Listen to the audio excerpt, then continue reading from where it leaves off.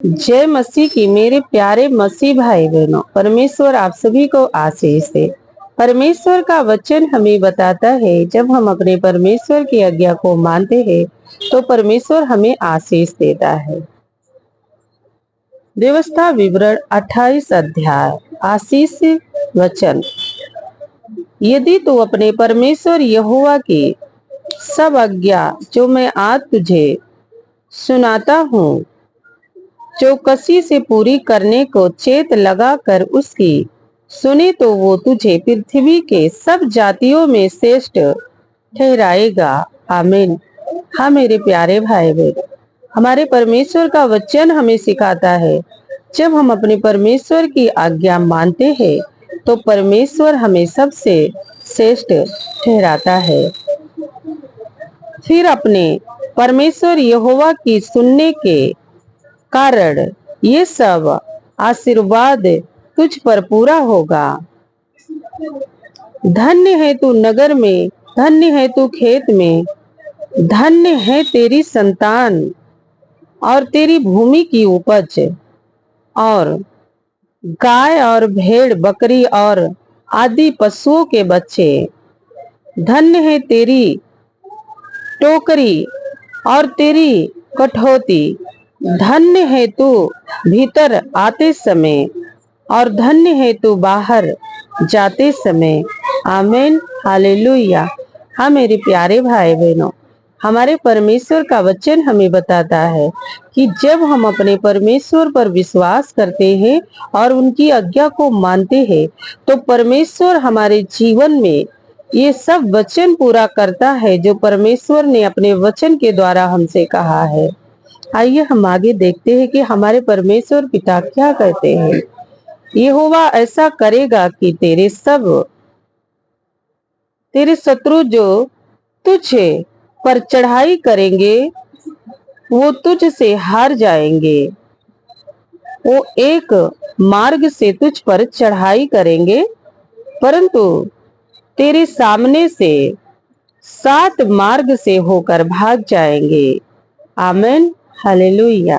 हाँ मेरे प्यारे भाई बहनों, हमारा परमेश्वर हमसे कहता है जो तुम्हारे शत्रु हैं, जो वो तुझसे लड़ने को आएंगे और तुम्हारी हानि की कल्पना करेंगे तो परमेश्वर उन्हें हमारे सामने से भगा देगा। आमीन। तेरे खेत पर और जितने काम में तू हाथ लगाएगा उन सभी पर यहोवा आशीष देगा।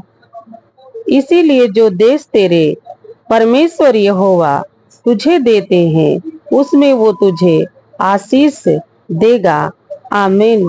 हाँ मेरे प्यारे भाई बहनों, हमारा परमेश्वर जिस भी काम में हम अपना हाथ लगाते हैं प्रभु हमें उसमें आशीष देता है। लेकिन कब? जब हम अपने परमेश्वर की आज्ञा का पालन करते हैं। जैसे हमारे परमेश्वर हमें रहने और करने को कहते हैं, जब हम वैसा करते हैं तो परमेश्वर हमें आशीष देता है। हालेलुया।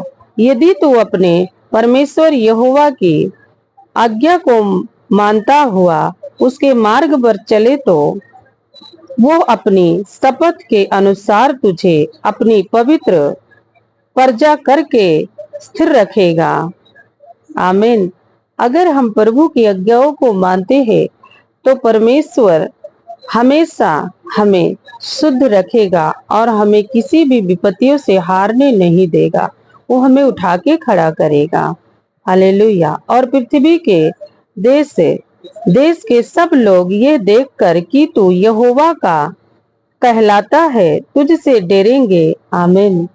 और जैसे देश के विषय यहोवा ने तेरे पूर्वजों से शपथ खाकर तुझे देने को कहा था उसमें वो तेरी संतान की और भूमि की उपज की और पशुओं की बढ़ोतरी करके तेरी भलाई करेगा। आमीन। हाँ मेरे प्यारे भाई बहनों, ये सब कब होगा? जब हम अपने परमेश्वर यहोवा की आज्ञा को मानेंगे। हालेलुया। यहोवा तेरे लिए अपने आकाश रूपी उत्तम भंडार को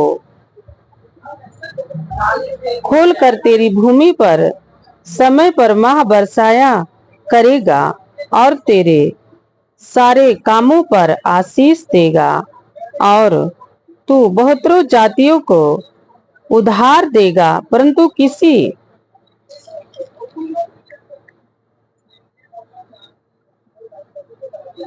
किसी से तुझे उधार लेना ना पड़ेगा और यहोवा तुझको पूछ नहीं किंतु सिर ही ठहराएगा और तू